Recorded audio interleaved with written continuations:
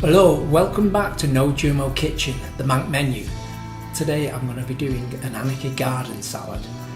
Now most people may think that Anarchy means without rules, yeah, but it doesn't, it means without rulers. I have no problem following rules that benefit society, but I'm not interested in being ruled over like some peon. When I watch international football, I cringe when I hear the fans longing to be reigned over. I mean, what's all that about? Anyway, growing and eating your own produce is one of the most rewarding and satisfying of pastimes. And I get it, not everyone's in the position to do so, but if that's the case, no either.